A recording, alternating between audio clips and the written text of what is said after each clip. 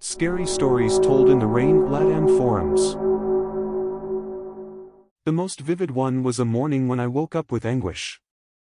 I felt desolate, as if something was missing in my chest, something that couldn't be easily calmed. When I composed myself after a few minutes, I realized that it was going to be a very bad day. In the afternoon of that same day, they called to inform me that my uncle had died of a cardiac arrest. Everyone could cry, but I couldn't. I suppose it was because of the horrible feeling in the morning. My grandparents live in the countryside. There is a bedroom that no one sleeps in. One night, because my brother, cousin, and I were sharing a room, I went to sleep alone in the unused bedroom. They had told me that you can hear noises like bottles spinning on the roof or voices. My relatives believe in everything, so I dismissed it. Anyway, I go to bed. It hadn't been 10 minutes since I lay down that I started hearing noises like an animal, like a puma, outside the window. In theory, there should be any, and if there were, my grandparents would wake up immediately to shoot in the air and scare them away. It seemed very strange to me. At one point, it stopped making noise, and I heard a sound like a jump and immediately strong and fast footsteps on the roof of the bedroom. In less than 1 minute, I was sleeping with my cousin again.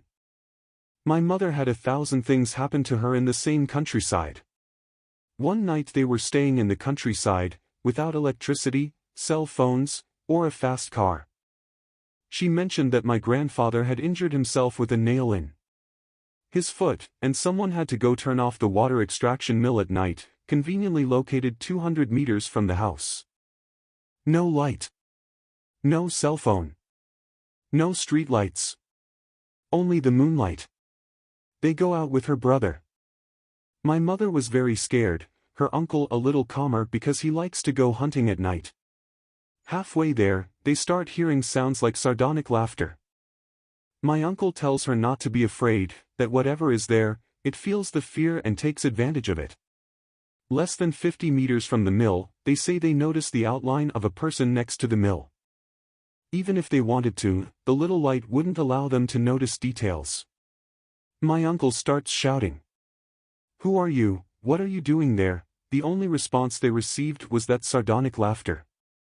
My mother says she got goosebumps and felt the need to start running. My uncle holds her back and tells her to stay by his side. Hand in hand, they start walking towards the mill again. At 20 meters, the figure of the person next to the mill detaches from the ground and flies off towards an uninhabited field area, full of impassable trees, and disappears. Is it true? I don't think so. Would I go out alone at night to close the mill? No way. In the countryside and in several towns, here is a saying: witches don't exist, but they do exist. One remains skeptical until it happens to them. That's what everyone says about these stories. When I was 8 years old, my cousins and I used to go on vacation together to my grandparents' house in a small village. It was one of those houses where the bedrooms were upstairs, so the ground floor was always dark. In the middle of the garden, they had a small room with one of those old ovens for baking bread, and my cousins would always tell stories about how a baby had been burned alive there or how a gnome used to live inside. What happened?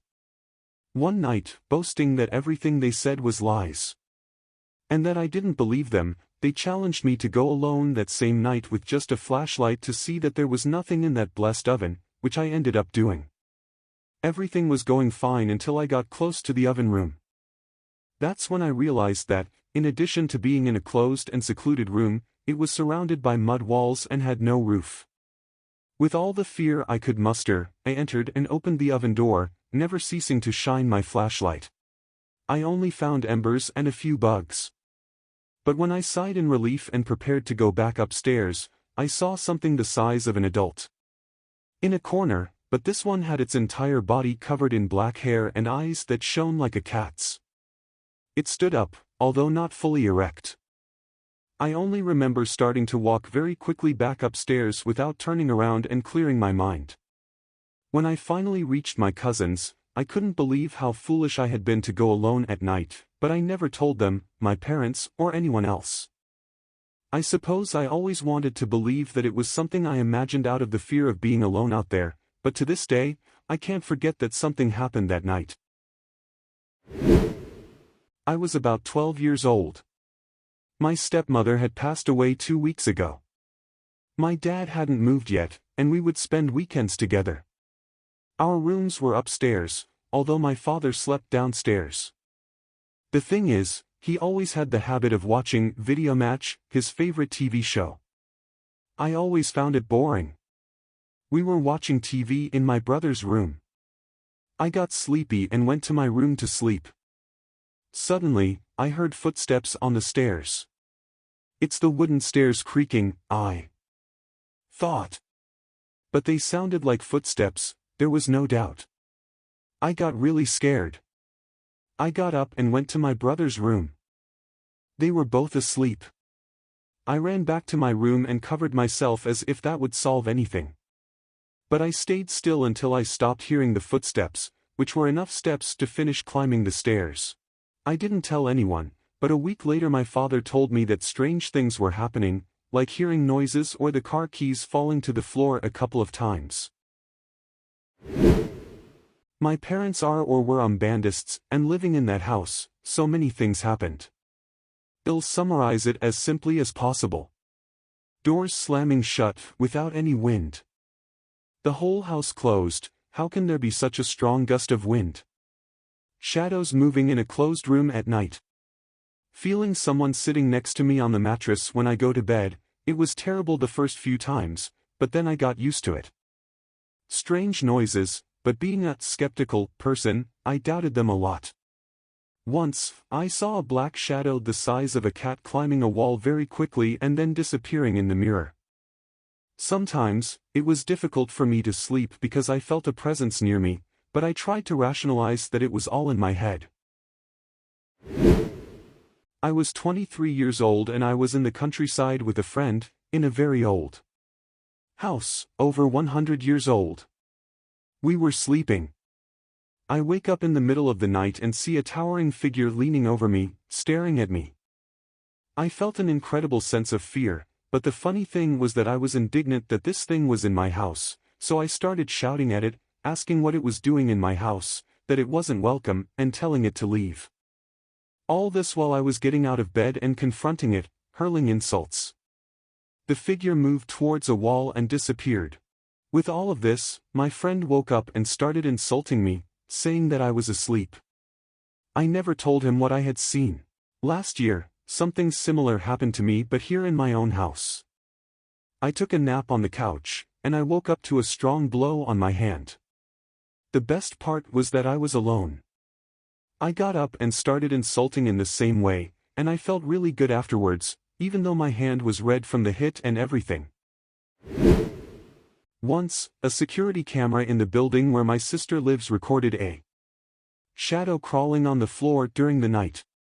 The camera was located in an internal courtyard on the ground floor, pointing towards a ramp that led to the basement, but the end of the ramp was not visible. In the recording, you can see a shadow moving at high speed across the floor, descending the ramp, and disappearing at the end. However, later on, there is a faint reflection of light that swiftly rises straight into the sky. In the same building, my father and sister went down to the enormous basement to look for something. While they were there, my dad saw in the distance a reflection of a light similar to the one an elevator makes when it passes through a dark floor. He thought it was indeed the elevator that had descended. As they were about to leave, my father wanted to take the elevator, but my sister told him that no elevator went down to the basement.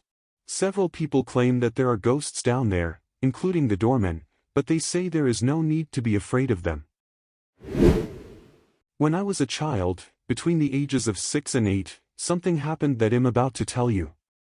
I was at home with a cousin and one of my older sisters, playing hide-and-seek in the dark.